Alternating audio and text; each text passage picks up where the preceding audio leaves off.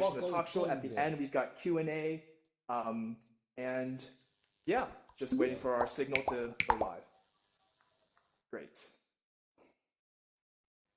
Slow. Slow. Slow.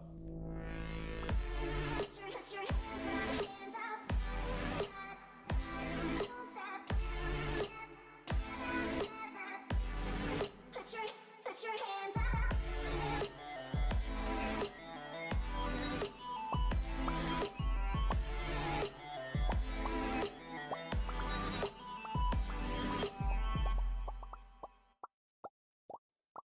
Hello, everyone. Welcome to the HiveVR.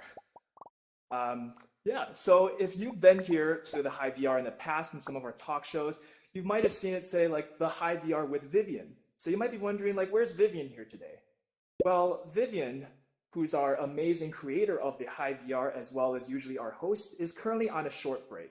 So because of that, we have a series of special episodes where we have guest hosts, including myself and some other people in the alt space community, who will be interviewing different guests over the next 2 months. But no worries, we'll get back onto our regular schedule right after that. But in the meantime, we'll have a lot of these series of smaller episodes going on. So welcome everyone, glad you could all join us here today. And so today I would like to introduce our very special guest, Sophia Batchelor.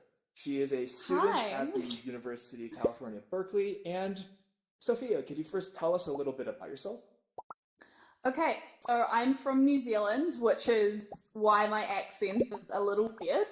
I came over to Berkeley first 5 years ago. I'm a double major in neuroscience and then psychology. And yeah, I build things in VR. Great. And you said you're from New Zealand. So like, where exactly are you from? Okay, so the middle of the South Island, if you kind of find that place that says Waipara Valley in Canterbury, I'm actually exactly where that points to, right there. So I'm from Christchurch, New Zealand, in the middle of the South Island, about an hour away from where they shot a lot of Lord of the Rings. Awesome, that sounds cool. So how did you end up at UC Berkeley then? So again, New Zealand is the most awesome country. I love it. It's incredible. But when I really thought about what I wanted to do with like life, I knew that I needed to see more of the world, kind of go out, experience different cultures. So I traveled a lot, and then I looked at doing my university degree overseas. It was actually 6 years ago today that I first set foot on Berkeley campus.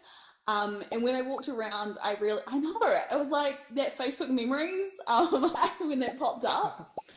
And I really got the sense that, you know, here was somewhere where people really pushed the bounds of what we thought was possible, and that you got to stand on the shoulders of giants and create something awesome. So I decided to sign on here. Awesome, yeah. So I know like now you're involved in like a lot of different things actually, right? So tell us a little bit about like some of the other things you're involved in. Oh gosh, so first of all, again, we're all in the alt space VR, so I am the vice president of VR at Berkeley, which is the largest student-led VR organization in the States, which is incredible to be a part of. I always going to say, if you think I'm cool, you should meet my club. And the club was how I ended up meeting Michael, part of a kind of the intercollegiate mixed reality group, which is incredible. So I kind of oversee and help along our 19 different project groups, which cover almost every vertical from social good, from accessibility to healthcare. We've got a biofeedback group. We do immersive animation, immersive cinema that film things in 360. And it's wonderful to be a part of that club and to see all the incredible things and the ideas that these students are coming up with, and to be able to support them building everything that they want to. So that's what I do. I also am in a research lab at Berkeley. I am an intern for Code Combat, which is an edtech company in San Francisco. And I'm trying to graduate this semester. Yeah, that's So- a lot on your plate. Yeah. Yeah, but especially with the club, I definitely wouldn't have it any other way. Like that again, that was how I got involved in the ICXR community. This is kind of really set the ball rolling for all of this to be possible. So I love it. Yeah, I had a similar experience as like Sophia in terms of like getting into this whole immersive technologies or XR space. So I ended up creating our alternate reality initiative, which is our VR AR student organization at the University of Michigan. And like one of the best things about leading one of these student organizations is not only you're meeting a lot of incredible people who are all trying to find their way into this industry, but also kind of like across the entire US, there's a lot of other students kind of in the same space, also trying to help students explore these technologies while also finding their own path. And it's just like a really inspiring community of up and coming VR AR creators. Yeah. And Cool. yeah, so So- we actually ended up first meeting at the hackathon, right? The MIT Reality Virtually Hackathon. Yeah. This was my second ever hackathon, and I'm still like, I was thinking about this morning, hackathons are this incredible experience that you kind of sit with after, and you kind of had this like hackathon nostalgia even when you go back to reality. And it was so exciting to be around so many other people from so many different backgrounds building in this spatial computing immersive reality space. I think you said that there were like 400 different people there. Yeah, so like I think the official numbers that they ended up releasing was there were like over 400 attendees across like 35 different countries, and in the end, I think we had like 106 different projects that were created over that 5-day period. And kind of like how you mentioned all the different people from different backgrounds, it made it really interesting because then I'm sure you probably had a similar experience as well, you know, working with not only just developers, but like designers, people who were like audio engineers, things like that. And that was like one of the best aspects of it, right? Oh, it really was. Like, I know that I'm still very new to tech and to computer science in general. And I think that's because, again, I come from like the neuroscience background. So for me, like, I love understanding the XR space in that way and how we perceive it. And kind of learn C#, learning Unity was this big process for me. And so knowing that there are more than just developers in the space, and when everyone was forming teams and it was absolute chaos, there were these people walking around with these big signs being like, we need audio engineers. And I'm like, yeah, like we had this incredible choreographer, Brandon Powers, on our team who really understood kind of like a physical narrative, how you move in this space. And honestly, it's like our project would not have been like what it was without him there. And I think that this sense of real dignity. Honestly, Mute. Yeah. I think that it's something that, I mean, he contributed so much to the team, and he contributed so much to thought experiments and discussion, things that I would not have thought of, even though I have like a massive background with anatomy and physiology, and I used to play sports, so I thought I had a good understanding, but he completely changed the project in the most fantastic way. Yeah. And for those of you who didn't hear the question, it was asking about like how that person's like role, how they were contributing to your team, right? Yes, yeah. So it's like, did a choreographer like really understand how you moved in the space? And I think that, yeah, he, especially when we talk about like proxemics, the idea of like how far away do you place certain things in this VR or AR space? You know, if it's too close to you, you'll feel crowded. Where do you put the ceiling? And that was something that he just had this intuition, but obviously training as well, and did incredible work. I think he's going to go on to do awesome things. Where we have a few plans. I think when I fly over to New York, yeah. Yeah, speaking about like your team and everything, I know you worked on a pretty interesting project, right? Yeah, I was absolutely blown away by what we managed to do. There were so many ups and downs. So what we ended up building was a narrative physical therapy app. The narrative was that you had to terraform Mars by actually doing your PT physical therapy exercises. And in order to do this, a big part of physical therapy is knowing if you're doing it correctly, the whole user experience, the onboarding. And so kind of if I say, you know, you need to activate VM mode instead of lateralis for a PT exercise, that means those are just words. They're in English, but they're words. And so what we used electromyography. So we picked up the electrical signals from your muscles that contracted, and kind of filtered them out, found the ones that, so here we go. So we went from a muscle contraction. We use a little brain-computer interface board called Ganglion, which is produced by OpenBCI. It was the first time any of us had ever used it, and that was a massive learning experience. We loved it. That sent signals over Bluetooth, and then we ended up setting up a WebSocket so that it kind of received the raw electrical signals from your muscles. And I think on the next one, we had a server pick it up. Yeah, there we go. We created a little thing that kind of passed out the important things, so knowing if a muscle was active or not above a threshold, kind of gave that a little bit of meaning, pushed that into Unity, and then used the magic leap to power a rocket. So if your muscle was turned on, then that powered the rocket, and then as you went through your PT movements, the rocket would take off towards Mars.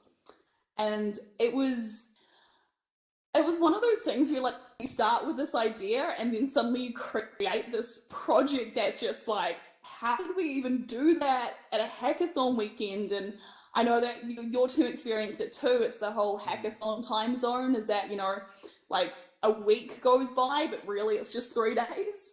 And I had the most amazing time building with the brain-computer interface for this spatial computing. Yeah. Yeah, I think we also have a video that we can play, which I think so, also yeah. explains your project a little more as well. Mm-hmm. There we go. You'll see me with electrodes stuck on interface, but this, for our project, it's a body computer interface called an OpenBCI Ganglion, and it takes a chip with electrodes, picks up the electrical signals from the muscles when they're tensed and when they're relaxed, to develop a physical therapy app. The idea is that with a lot of physical therapy, it's actually very, very hard to know what muscles you're meant to be activating to get that body awareness. If I say to a random person on the street, oh, you know, your knee hurts, activate your VMO without activating lateralis. What does that mean? How do I know if I'm doing that correctly? So using a EMG, so electromyography, to pick up the electrical signals in your muscles can give you that information. We're using the magic leap. So we're focusing for this specific hackathon on the rotator cuff, a muscle in the shoulder, which gets injured a lot. And we're trying to get them to lift up their arm, and to do that they fly a rocket. When you activate the correct muscle groups, that is the activation, and we're trying to get them to lift up their arm, and to do that they fly a rocket. As you lift your arm, the rocket flies. Everyone in the group met on the ground. We have Brian, who's an incredible developer for Code.org, who's really done the edtech, and we've been digging into back-end stuff. We have 2 incredible 3D modelers, and we've got our Unity developer, and we're kind of pushing it all together. But none of us have ever worked with the OpenBCI before.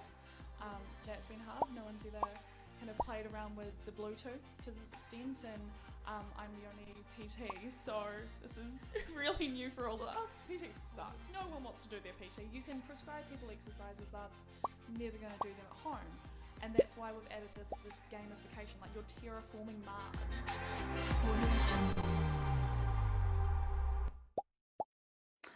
Yeah, so that was kind of the project. Like I mentioned, our team was this incredibly diverse group of people who I've been following some of them on Twitter and through their journeys, and like this incredible UX developer, Ali, and being able to like meet them in person and then being like, hey, let's team up and build something. I was blown away, and I mean that was kind of what I took on throughout every team in the entire hackathon. We had people coming in with kind of very little VR experience. We had people coming in being like, yeah, I've been playing with this for like 5 years, and this is all the things that I've built. And we saw so many incredible projects come out that, again, like I'm still kind of like working through and digesting the hackathon, as I'm sure you are too, Michael, but it was this awesome experience. And I know that our project can really help a lot of people because, again, PT is this massive pain point. Building a narrative around it is going to be really helpful. And also being fitted for a prosthetic and the success of a prosthetic can really be determined by that awareness and being able to strengthen up muscle groups in isolation. So yeah, I'm really hoping that this app can be used to help a lot of people. Yeah, that's really, really impressive. I mean, like from all the ideas that I was able to see at the hackathon, like I never expected someone to come in with like Sophia's background and do something like that. So a lot of us, we're all kind of like from this VR, AR industry. So a lot of us, play games. And so that was kind of like some of like the ideas that a lot of us had actually. So kind of like speaking of VR, AR games, like that's what our team, what we ended up working on. So yeah, I love that. You built like an escape room type thing. Oh yeah, this was our team. Yeah, this is your team, yeah. Me very happy with this thing that finally worked. Brandon on the, I think it's my far left, he was our choreographer, Rogue, and then we had Ali, me, Jake, who is a student at in Texas, and Brian there. But you were saying you built an escape room. I would have loved to try it out. Yeah, so what our team ended up doing, from kind of like left to right, so this is Chase. He actually just graduated college and he's now working over in California. Mark, he's a graduate student at Columbia University in New York City with like an education background. We've got Dan over there. He has like several years of Unity experience, so he was like our main Unity developer. And Alina, she's a CS student at University of Delaware, and she also does a lot of fantastic stuff in this space. And what we ended up creating was a VR escape room that was kind of like this witch magic theme thing where you had to like take different potions from, or take different ingredients from the environment, mix them together to make potions, and then try to escape. So you saw Sophia's video of like how well polished it was. This is what happens when we tried to create the video at the last minute and uploaded it onto DevPost, our submission, like 2 minutes before the very end. Let's see what we already got in here. Some ice. Damn it!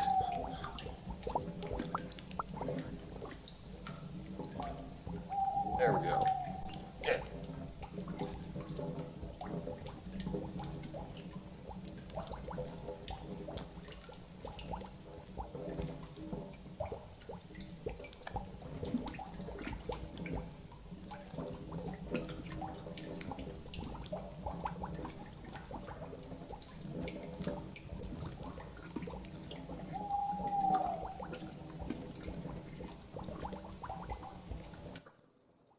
Yeah, so that was kind of like the gist of our project. Yeah, so it was like we ended up creating like a VR game. It was really, really fun because there's a lot of different parts, I think, when you're usually developing something for VR and AR, like different aspects of like Unity that you might not use in certain situations. And I think with like a VR or AR game, you have to use like all the different aspects from lighting to audio, physics, and doing all of that at a hackathon, I thought was like a great crash course through all the different aspects and trying to come together with this whole like complicated game at the end. It was like one of the best like learning experiences as well. Yeah, I think that again, speaking as someone who's like kind of come very, very fresh, like I've only been building stuff in VR for the past year, is that understanding all the different bits and pieces that go into a VR game or a VR experience. And it can be, again, super overwhelming if you're like, hey, I just need to learn Unity. Then do you also learn scripting? Do you learn C#? Do you learn spatial audio? Is this incredible field within itself? And like you say, it's going to seeing and having a team where everyone has those little niches. You do get a crash course, and you really get to understand how to actually build something like across the full VR stack. Hmm. Yeah, I know like earlier we also mentioned like one of the best parts was the community and some of like the meeting some of the other people from the different colleges. Mhm. So one part that I really loved that kind of was like the highlight of the hackathon for me Oh, yeah. was when we took this photograph. So Sophia and I were in the upper right corner right there. But essentially what this is like a handful of students who represent our ICXR community. Each and one of these people are all a student leader at their different universities, helping other students get involved in VR and AR technologies. So at the hackathon, a lot of these people, like I've been fortunate enough to be able to like meet online and like talk with them for like a couple months even. And so like this was the first time meeting all these people kind of in person. And it's always kind of like interesting how, you know, we meet each other here in social VR or we talk to each other on like Facebook, social media, but still like when you actually meet someone in real life, that's when it's like your mind is blown. That's when you like really met them kind of thing. Yeah, we talk about like I think VR just VR is this uniquely human medium that we get to play with, that like I'm sitting here like in my apartment, but also like talking with you, Michael, and seeing all of you in the audience and in the room. And there's this connection that it's so unique, is that we were talking about where we were from, and there were people from Toronto and from Arizona and from Philly. And then again, like being there in person as well, being like, hey, I've like, and talk to you every week online, or it's awesome. And I think there again, because VR is such a uniquely human medium, there is something that is so strong connective about the communities here that I love. Mm-hmm. And kind of going on like a higher level, so like what were some of the coolest things that you saw at the hackathon? Oh my gosh. Honestly, I was like, there was a group that basically had this like AR piano, and so again they used the Magic Leap, and you got to like touch and know what keys you were playing, so they could use it as like kind of like an educational how to play the piano, which I thought was really, really helpful as someone who has zero musical talent. That was really cool. I saw this beautiful sound garden where like as you planted flowers, they played notes, and so this big kind of, you could build this incredible melody and harmony from planting flowers in your sound garden. There was this really cool app which ended up winning a bunch of things called Higher Ground, which is basically disaster relief, which with the polar vortex, this kind of thing's really applicable, is that if there's a natural disaster, knowing where your higher ground is, knowing where you can go to, how to get there into safety. They used Esri for all this data analysis to simulate a city, and would also help coordinate safety and disaster relief efforts. And I thought that was really, they did an awesome job of identifying a problem space and really addressing it. Again, I always like the really kind of sciencey ones. But yeah, did you end up trying out some of the games, Michael, that people were creating? Yeah, there was like that one game. So for those who don't know, there's a thing called the leap motion. So it's like a special kind of sensor that can detect like your hand movements. And I know there's that one group that they created I think it was like a game they called Goldfish. And so one player is like in virtual reality, and the other person, right, they basically created a giant like cat paw thing. Yeah. Like made out of cardboard or something, and like basically we're trying to grab the person in virtual reality. Yep. Oh, that was... Yeah. I saw them like starting to build it as I was walking through. And that's the thing, is that like there is some really cool stuff. There is like no kind of wrong answer with what to do in the VR space. Is that if you have an idea about what can be built to do that, and it's like it's tactile, it's visual, it's audio, and yeah, the games are amazing. And like the whole concept of like, you know, going to a hackathon and not having like a clear idea of like what you're working on, and trying to then build off of something based on like a handful of ideas was also really interesting. One of the patterns I saw actually was Sophia, I know you had previously worked on a project at another hackathon, which was using the concept of something called asymmetrical play, right? Yeah. So again, coming from a student group, like we really want VR to be the social experience. And so as a club, if we want to kind of like get together and play VR, generally it's like one person playing Beat Saber and everyone watching them. Or like you can kind of play like keep talking, nobody explodes. I think a group at the hackathon built keep searching and nobody explodes, which I think was a really cool take on that. And so what we built at the last hackathon, which was up in Seattle, we kind of had this one person in VR who had to defend the human race against these like malevolent gods, who were all of the people in AR. So again, we were using an iOS app, and we kind of combined like Fruit Ninja with human Tetris. So these gods in AR saw this tiny little arena in front of them and the poor person standing there and would throw objects at them. So they would throw like bananas and watermelons and beach balls. And then the person in VR had to like be really quick and pick up all of the different tools that were around them. So pick up a samurai sword and like slice the fruit. So that way it could be this big group collaborative thing, and that was the whole thing about it being asymmetric, is that that's AR to VR. We ended up using Photon, which is like one of the networking setups that works with Unity. And you were saying that there was another group at the MIT Hackathon that was also using asymmetric.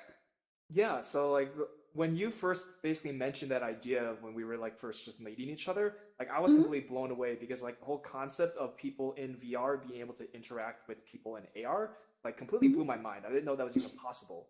And so when you told me that, I started telling other people about, hey, there's this thing that actually exists where you can actually build your own app like that way. And so I know there's like one of the people that I talked with ended up forming a group where they used the concept of asymmetrical play. I think another group also did the same thing. So it's kind of like it's like, because there's like this hackathon, it allows for this like spread of information and different ideas that otherwise we probably wouldn't be able to know just like on our own, building our own stuff wherever we're at in the world, right? Yeah, I think there was this awesome, one of the VR AR groups that I'm a part of on Facebook post. It's like, if you had the best hardware that you wanted, if you knew all the skills you needed, what would you actually build? And the ideas that we're bouncing around with are incredible. And I think that like there's the whole thought experiment, like talking to people. We ended up going out to like this big lunch with some of the ICXR group before the hackathon started, and just chatting around like the things that we're building. And it was just like, it was awesome, because we can come up with these great ideas. Like everything I come up with is generally like, how do I help people? Like, use the body, use the brain. Can I fly drones using my brain? And you guys come up with this like escape room idea, and it's the things that we can create collaboratively are always so much better than what we can come up with on our own. Yeah, I think also like having like that lunch and getting to meet some of the other people is also like, it's a good reassurance that, we're not crazy for like loving this technology, trying all this stuff, There's like other people like us out there trying to see like, what can you actually build? What kind of ways can we provide value in other types of like applications? Yeah. I know that because I went home for Christmas. So I was back in New Zealand. We are like, it's this kind of stuff isn't as big. And everyone was asking me, they're like, oh, you're still messing around with all that computer stuff, because again, I was meant to be a medical student. And I was like, oh yeah, I'm messing around with this computer stuff. Like, we're kind of building the future that you guys are going to live in. Come join us. It's fun. And again, like being around people who are like-minded, in the sense that we're all in this, spatial computing space, that still come from all these different backgrounds. You were saying that you're a business major, Michael? Yeah, so as like a business student, kind of, I'm sure there's probably like a similar thing as you, where trying to go into like technology as like a non-CS, non-engineering major always kind of like seems weird. But there's always like a lot of other people like, hey, I met you, you're not a CS major, but you're also heavily involved in this space. There's people from like all these different backgrounds, and like going back like to the hackathon, right? So like I think at least probably half of the people at the hackathon weren't from like a computer science engineering background. but they were able to bring like their different disciplines, their different experiences, subject matter kind of experts, and they were able to then create something. So like even all of you, like I haven't like met probably most of you before, but like this hackathon, for example, is like a great way where you're able to attend this like free event and actually try to see if you can build something with a group of people in a short period of time. So, well, like definitely one of the best experiences I've had so far. Oh yeah. Great, and looking at the time right now, I think we are good for some questions. Awesome. So Hey, if you have a question, please press the Ask a Question button on the bottom right of the screen for you, or otherwise, if you're on YouTube watching us, hello, and we have our production team who will message us any of the questions that you have. So anyone have any questions they'd like to ask?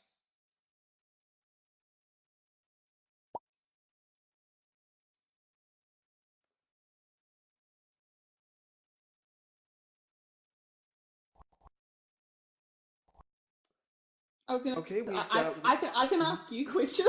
I can ask the audience questions. I love chatting. So yes, is that a hand raised or is that a? Yeah, Sure, yeah. Julian, you want to go ahead? Hi. Okay, so do you have any like tips for anyone that want to try the hackathon thing, like even if they don't have any experience at all?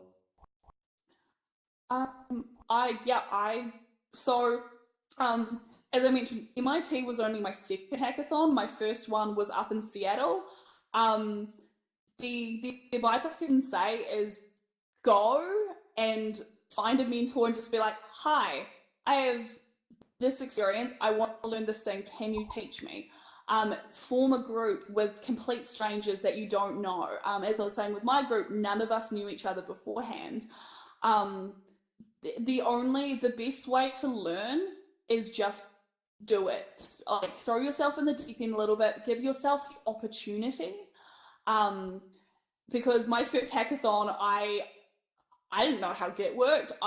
Terminal still scared me. I could barely script. I kind of knew Unity from a drop and drag perspective.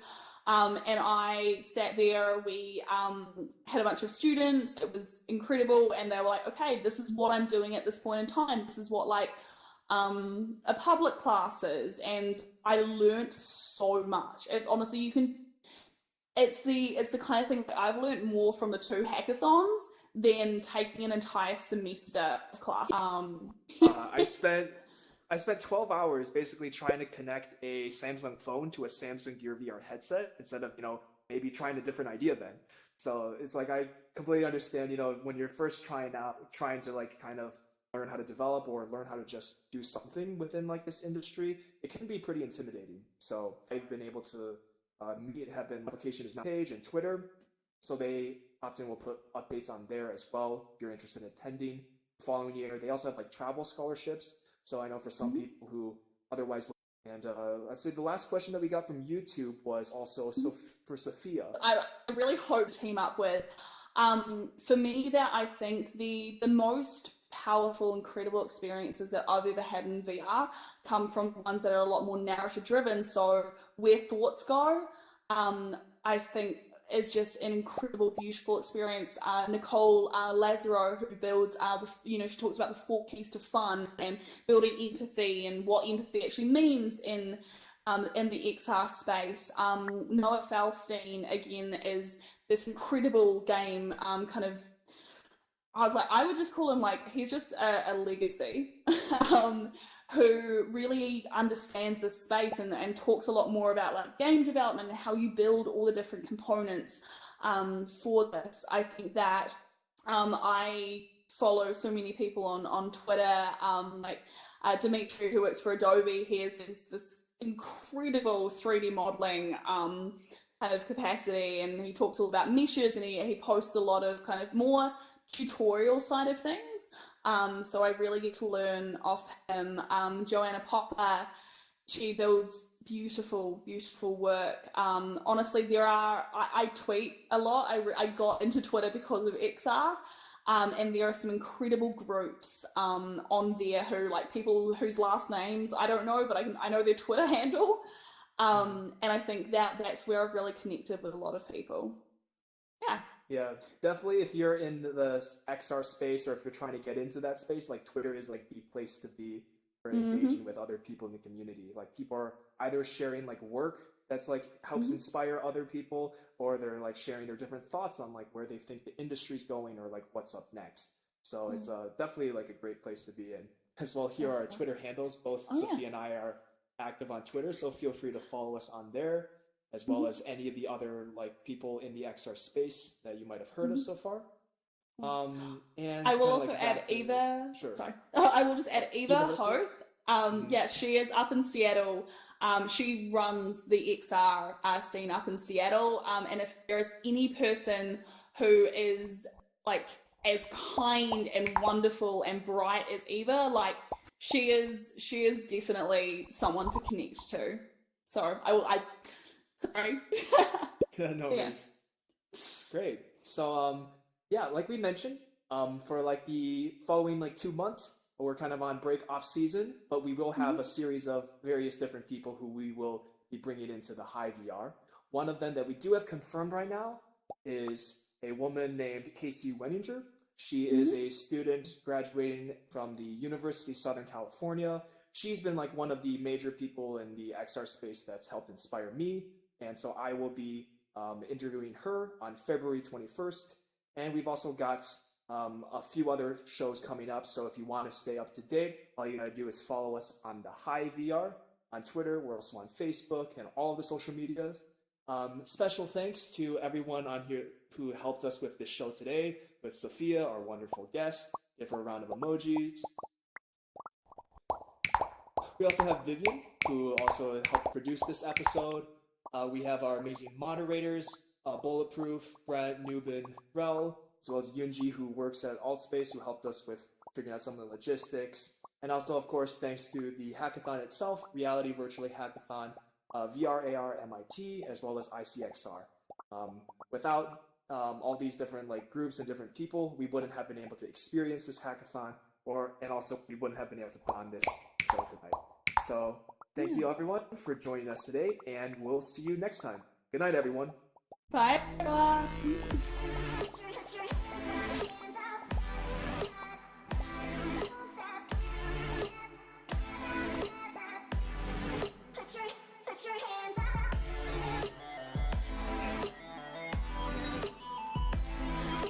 Awkward dancing.